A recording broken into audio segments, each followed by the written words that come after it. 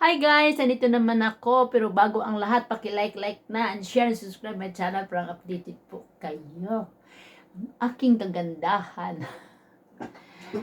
Ito guys, ipakita ko sa inyo habang magkwento ako kung anong mga pangyayari dito sa Australia, at habang magkwento ako at ako'y kumakain kasi tinatanong ako ng asawa ko, instead na ako ang mag-prepare ng pagkain sa asawa ko, kagaya ng breakfast, is ako ang tinanong niya kung anong kakainin ko. Kasi guys, siya naman talaga ang naghahanda ng breakfast ko, lalo-lalo na kung papasok ako sa aming cleaning business. Sa aming cleaning business guys, ako lang ang nagtatrabaho. Kaya minsan kung sa Airbnb guys is tumutulong siya, ang edad ng asawa ko is mag 75 na. Kaya yan.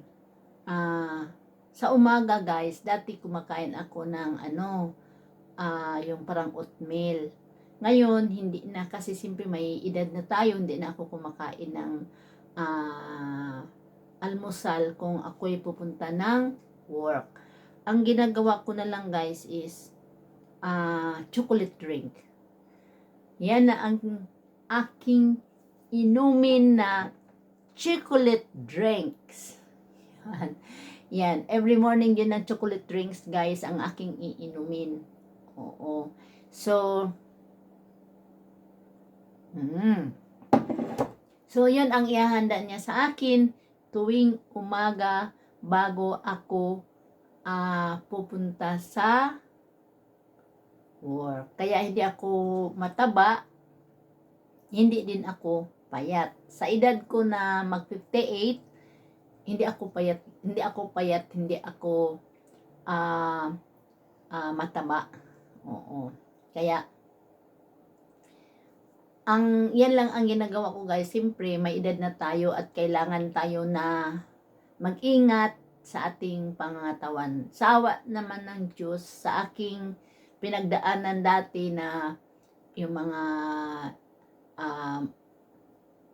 yung sa thyroid ko, yung meron akong nodules, pero parang na okay guys. Isang bisis lang ako nagpa sundot-sundot sa lalamunan ko dito po guys. Hindi na ako umulit. So, kasi natakot ako guys dahil nga kahit pinabalik ako, pero hindi naman ako tinawag na balik ka dito after 3 months. So, hindi na ako bumalik. At di ko na alam kung nandyan pa ba siya or ano nang nangyari dahil ayaw kong malaman. So, ayaw ko na yung ipasundot-sundot ko, ibayupsi-bayupsi yung guys. Kasi nga, natatakot ko pag naggalaw-galaw nila yon is mahirap na. Kaya, hinahayaan ko na lang siya guys. Ayaw ko yung magalaw siya. Oo, ayaw kong magalaw siya guys. Kaya, hinayaan ko na lang siya kung nandyan pa or wala na ba. Kaya, wala akong gi-maintain na gamot. Oo. At saka, sa awa naman ng Diyos. Oo, magpi-58 na ako guys. Ganun pa rin, mahilig mag-akyat-akyat sa trabaho, yung dapat linisan na dapat akyatin. Oo, inaakyat ko yan guys. Kasi ganun naman talaga, di ba? Pero, sa awa naman ng Diyos, nung last ko na nagpa-laboratory ako, yung lang sa akin, ang mababa lang sa akin is yung vitamin D. Oo. Kasi, di naman talaga ako maaarawan, tsaka hindi din advisable sa akin na iinom ako ng vitamin D. Ang in-advise lang sa akin na minsan pupunta ako sa init. O, kaya yon minsan.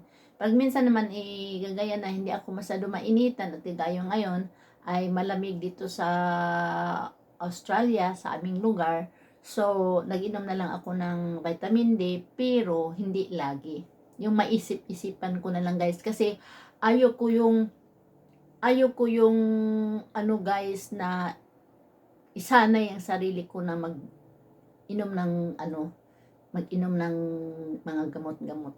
Kasi ayoko nga guys. At saka minsan late din ako matutulog, lalo na kung walang pasok, late din ako matutulog kasi ang tama naman talagang matutulog tayo is 10 o'clock or to 11. Pero minsan ako guys, ang ginawa ko, kasi dati akala ko, uy, naku, late na ako kasi alas 11 na ako minsan, lalo kung may trabaho ako. Pero yung napanood ko siya, sabi niya, ang tamang itulog is 10 to AM, parang diretso-diretso yung, diretso-diretso yung tulog mo. Pero minsan naman, hindi naman madiretso-diretso talaga kasi, iihi pa tayo, ganyan-ganyan. Pero, matagal din ako magising. Oo. Pero kung maaga ako matulog is, maaga din akong magising, tas mahirap na akong magbalik ng tulog. So, oo nga guys. Tapos, minsan parang sinisugmura ako, siguro minsan sa gutom, pero nasanay na lang yung tiyan ko na hindi ako, ano ba yun, di ako, parang wala na akong ulcer yata. Di ba? Pero kung nagutom na talaga ako, masakit yung ulo ko. Minsan kung yung nasa sasakyan tayo, medyo ako mahihilo-hilo dahil yung kamay ko nag-ano-ano ng cellphone. Siyempre, tinitingnan ko yung kahit yung doon sa trabaho ko, pwede naman ako magsiselfon kasi sarili ko nga business, di ba guys? Wala akong pakialam nandyan yung may-ari, wala akong pakialam kung gusto kong makikinig, kung anong pakinggan ko, naka-headset lang ako or yeah. Hindi, ayoko, bahala na kayo mga, parang akong amo, di ba? Oo. Kasi, yan ang kagandahan pag sarili mong business, di ba? Oo, lalo na akong maglinis. Kasi, minsan nagtitiktok ako, kahit nasa trabaho ako, nagtitiktok ako, nilalagay ko lang yung phone ko doon. Oo. At saka, i-open ko yung camera at doon ako nagtituktok-tuktok na kahit sandali lang. Oo. Kasi, parang yun ang gamot ko sa sarili ko kung ako'y napapagod. Oo. Pag napagod ako guys, punta na ako sa TikTok. Yun, nagtitiktok ako. At saka, yun, pinupost ko sa FB ko. At saka, yan, parang yan ang nagiging medicine ko sa sarili ko. At saka, hindi naman ako mahilig guys, mamili-bili. Kung mamili man ako, punta lang ako ng off shop. Oo. Ayoko yung, gagastusin yung pera na walang kapuluhan. Oo. Kaya, siguro naawaan din ako ng Panginoon kasi alam ng Panginoon na nagtutulong ako sa mga anak ko, tsaka maraming bayaran guys. Habang tumutulong ako ngayon sa mga anak ko, nagbabayad din kami sa utang ng mga sasakyan namin, sa bahay namin, kaya kailangan tagakayod. Oo, di ba? At saka yung parang ako guys, yung paliksi, yung talagang ako kahit sa edad ko, oo, magsisenior. 2 gatang lang magsisenior citizen ako. At yun, ito ang niluluto ng asawa ko.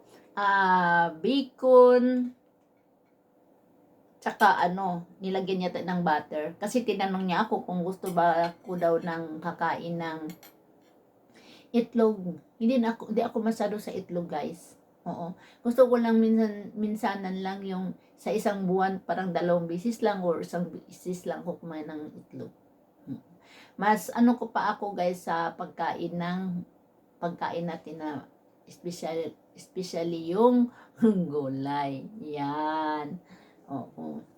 At saka guys, yung pag ako naman ng sinisikmura naman ako guys, tinatalian ko lang yung dito ko. Pero hindi ko ginaganon, tinatalian ko lang siya. Kasi pag masakit yung dito mo, dahil sa sikmura mo, yung ulo mo masakit dahil sinisikmura ka, ang gagawin ko guys, is tatalian ko lang dito na hindi mahigpit. Oo, yung katama-tama lang.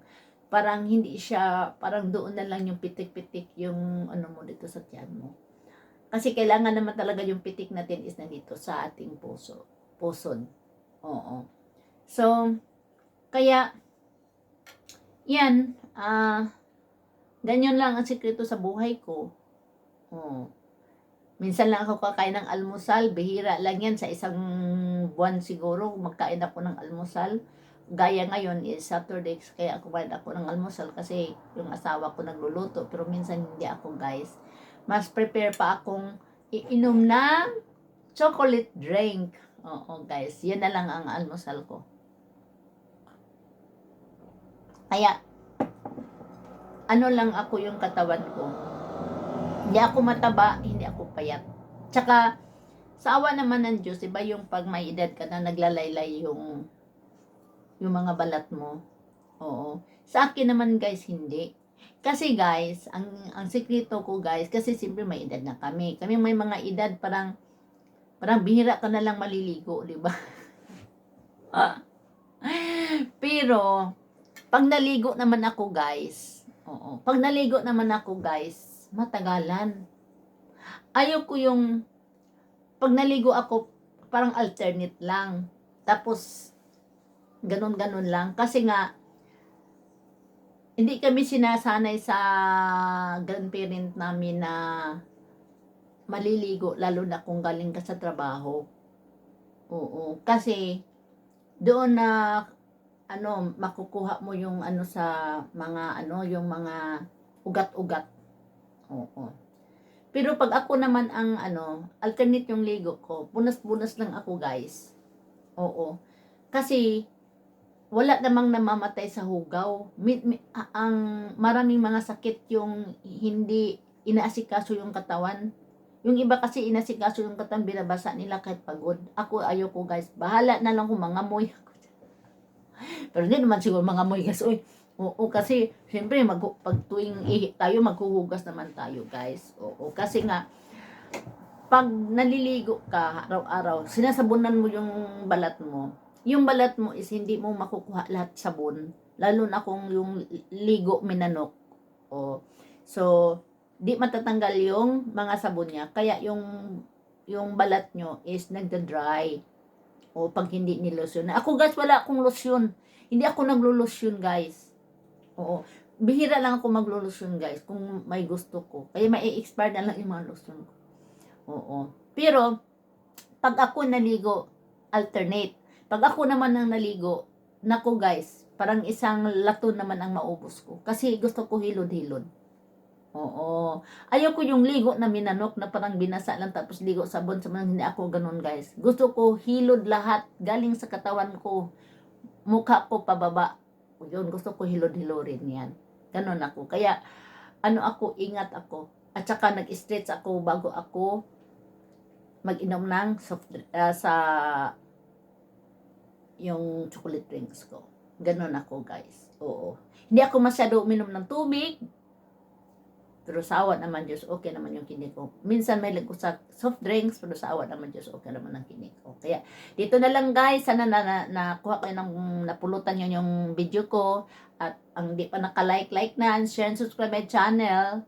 Parang updated po kayo. Bye for now!